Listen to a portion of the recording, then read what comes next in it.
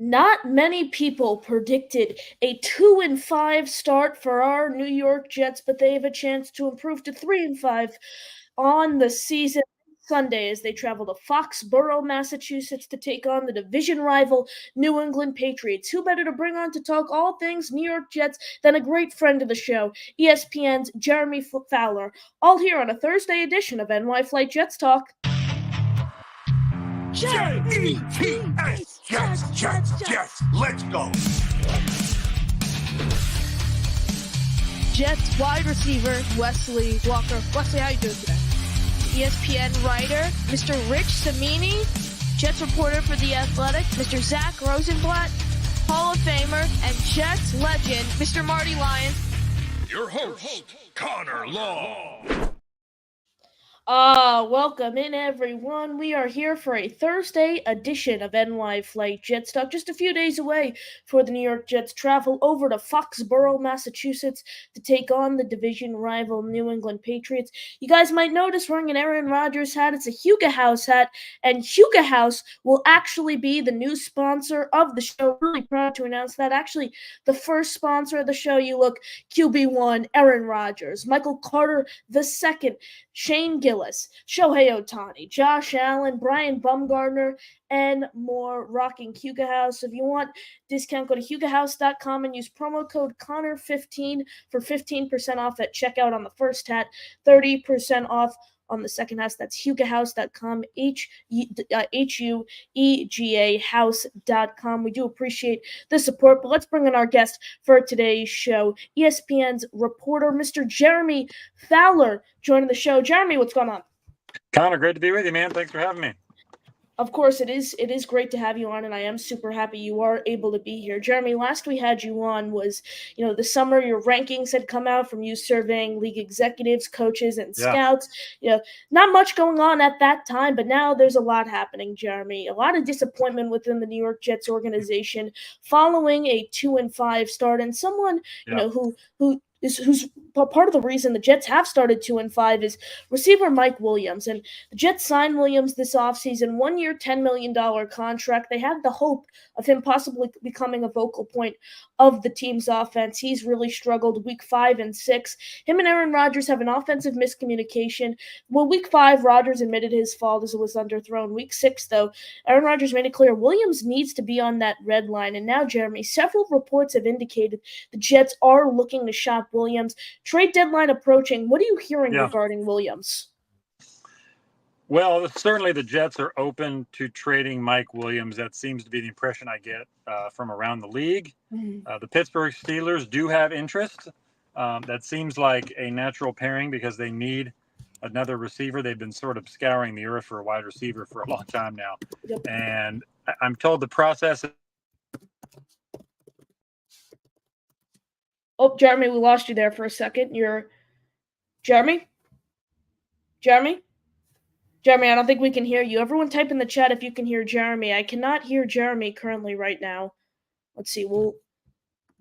Jeremy. Going once, going twice. Jeremy. All right, let's see. Jeremy, we cannot hear you right now. We see you're talking. We can't hear you. Currently cannot hear you, Jeremy, so I'm going to drop you off the stage really quick. Can't hear you here. Yep, no one in the chat can hear you either. Can you hear now? Can't hear you, Jeremy. Can you try maybe leaving the link and possibly coming back in? Can't hear you here, Jeremy.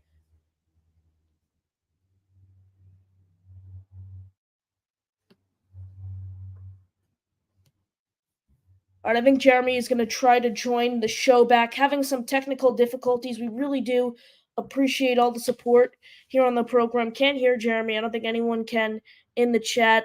Let's try now. Going again? You can't hear us either? All right, how about you try backing out and rejoining the link I sent to you. How about we try that, Jeremy? Doesn't look like he can hear us either. Having some technical difficulties here on the program. I'm going to try dropping again. Yeah, still can't. We still don't have you here. Try dropping again, but we are joined by ESPN's Jeremy Fowler discussing the possibility of the Jets trading Mike Williams. Right before he was giving an explanation, right before his mic went out. We can't hear him.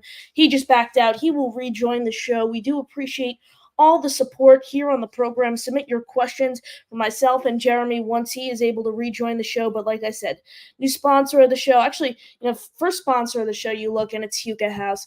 Great, great, great hat brand. Like I said, Aaron Rodgers, Michael Carter II, Shane Gillis, Shohei Ohtani, Josh Allen, Brian Bumgarner of The Office, and many more. Go to HugaHouse.com and use promo code Connor15, 15% off at checkout for the first hat, and then the second hat you get 30% off at checkout. So that's code Connor15. HugaHouse.com. Some of the best hats out there. They just dropped, I think, 7 new hats. You got the Aaron Rodgers one here that I'm rocking, so you really recommend it. So like I said, HugaHouse.com, promo code Connor15.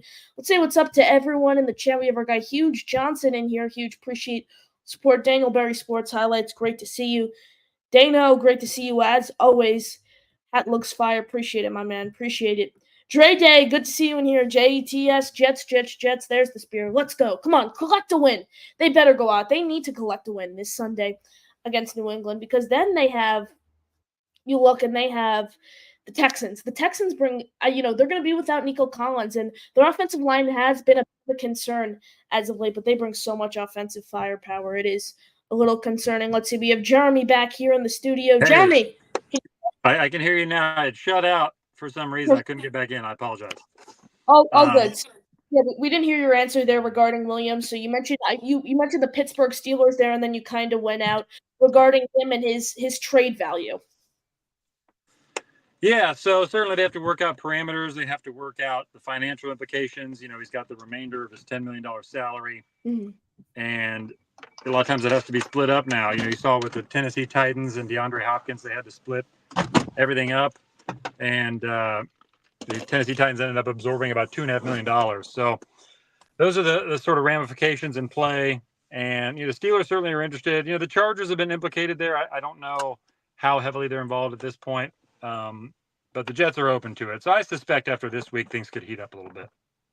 And then, in regards to his trade value, DeAndre Hopkins is the only comparison for the wide receiver market thus far. He was dealt to the Kansas City Chiefs for a 5th-round pick. Their numbers this season kind of align, Jeremy, but if you just look at their career, obviously Hopkins is the more talented receiver, five-time Pro Bowler. Some of the deals that occurred last year, Van Jefferson, Chase Claypool, Mecole Hardman, they all went for 6th or 7th-round picks. If the Jets were to deal Williams, which I'm not a fan of because you did mention, the Jets would only yield $1 million in cap, less than $1 million, in cap room, and then for a day 3 pick for someone who could significantly contribute with injuries. Obviously down the road. What do you think his trade value looks like? I think it's a conditional 6, but where are you at there? That's a pretty good guess. They might be able to get a 5th for him, but yeah, I'm with you based on sort of the underperformance. But all the receivers that have gotten dealt recently have netted more than that. Now they have a little more pedigree, but Mike Williams is a couple years away from being a marquee guy. So I could maybe see a 5th rounder, or the Steelers or a new team could package it where they give up a pick of their own. Maybe they give up a 7th and the player, or the Jets give up a 7th and the player in exchange for a 5th-round pick to sort of sweeten the deal. I could see that. You're right, though. I don't think it would be a high day 2 pick or even a 4th rounder, most likely. Based on this stage, because there's some leverage that a new team has because the Jets aren't using them the way that they thought they were going to use them. So that's why these things tend to take time, because the teams that are interested are waiting it out. Now, you just look at the trade deadline as a whole. The Jets have had some veterans this season, whether it's Williams or Tyron Smith, who've really disappointed. Where do you expect the Jets to stand at the trade line? Do you think they're going to possibly be buyers, sellers, or do you think they're pretty much going to stay where they are? Well, there's not much to buy anymore. I mean, they've given up the 3rd-round pick for Hassan Reddick. They have him back, and they've given up the pick for Devontae Adams, which is a 3rd conditional 2nd. If he puts up enough numbers and they go to the Super Bowl, then they can meet that criteria to make it move up to a 2nd. So I just don't see how they would do that. They are all in on this year. Woody Allen's all in. So it wouldn't shock me if they wanted to get ultra aggressive, but the moves have already been made. And I don't know that there's something out there that they desperately need at this point, maybe an extra offensive lineman, but they already tried to address that this offseason. So I think it's all systems go right now for the Jets. One of the Jets' biggest struggles this season, Jeremy, has been stopping the run. Are there any possible run-stuffing defensive tackles out on the market that you could see possibly landing in New York if the Jets were to go after that? Yeah, It's possible. A lot of teams look for D tackle this time of year, though, and there aren't a lot of good ones available. That's sort of the problem most of the time. I know there are a few teams that are kicking themselves that they didn't get more heavily involved with Roy Robertson Harris, who got traded to Seattle a couple weeks ago from Jacksonville. That, and in part because those guys typically aren't available very often. So I would be fairly surprised. Last year we saw a Leonard Williams deal at the trade Yep. deadline. I don't know. That might be a player like that of that caliber. I don't see the situation, or at least my trade candidates list are other positions for the most part. Yep. I don't have a lot of D tackles right now that I've heard are available. Now, Jeremy, Aaron Rodgers' former teammate Robert Tonyan was released on Tuesday. Tonyan and Rodgers had a ton of success with each other. They spent 5 seasons in Green Bay together. They really broke out in 2020, though. 586 yards, 11 touchdowns, which led the league for tight ends. When you look at the Jets' tight end room, behind Tyler Conklin, there's not much proven depth. Jeremy Ruckert, he had a much anticipated 2024 campaign. He's pretty much been a dud. Anthony Ferkser, he's kind of a practice squad guy. Kenny Aboa, the Jets just opened his practice window, but he's unproven as well. Could you see something? Maybe the Jets bring Tonyan in on the practice squad. I know the Jets have tried this with a bunch of Rodgers' former teammates. Obviously, Alan Lazard, he had a tough season last year. He's really bounced back. Billy Turner, though, a lot of players, Randall Cobb, they've struggled. Could you see the Jets maybe going back to the well with this year? Well, if it's any former Green Bay Packer that play with Aaron Rodgers, I'm not going to take it off the table. Robert Tonyan, though, he's been with Minnesota kind of up and down as a practice squatter for them where they elevate him on game day. I believe he's elevated for this game tonight. So you would have to sign him to the active roster if he's on the Vikings practice squad, which, I could see them maybe doing.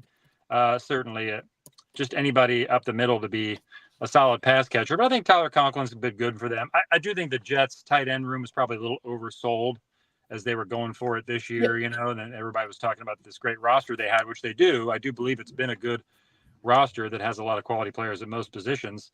But outside of Tyler Conklin, who doesn't have a lot of downfield juice. He's a good all-around player. You don't have a lot of quality depth there to make a difference in the passing game. So it is an issue. I think normally they would address it if they hadn't given up the picks they did for Adams and for Hassan Reddick.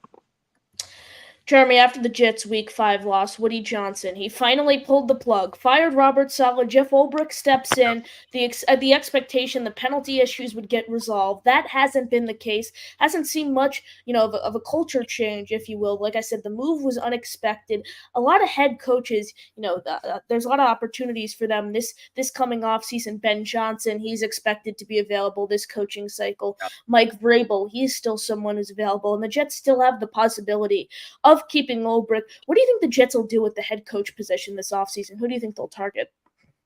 Well, certainly Woody Johnson is a big fan of Jeff Ulbrich. If he can win enough games and make a little run here, I do think he has a shot at it.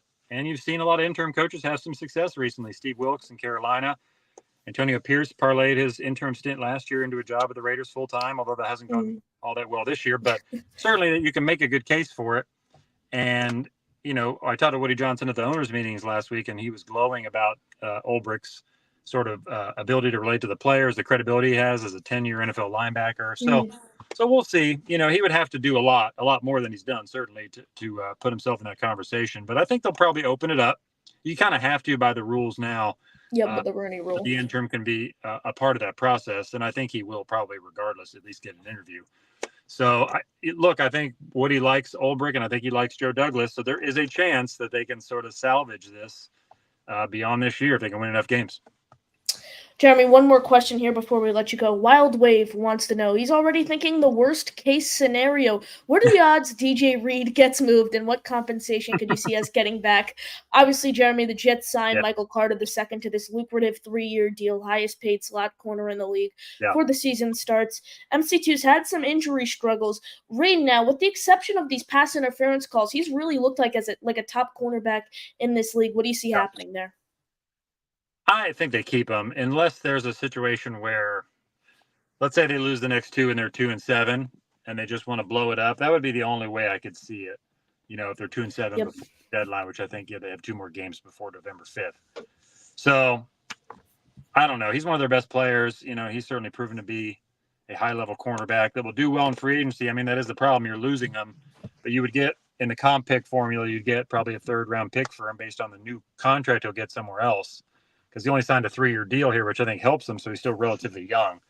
That helps his value, and he might be tough to re-sign. I get that, but I just don't know. The whole defense is predicated on, stopping the run, of course, which, as you mentioned, they're not always doing the best of, but having that back end really solid with high-level cornerbacks so you can play on either side. So I would be surprised, but you never know.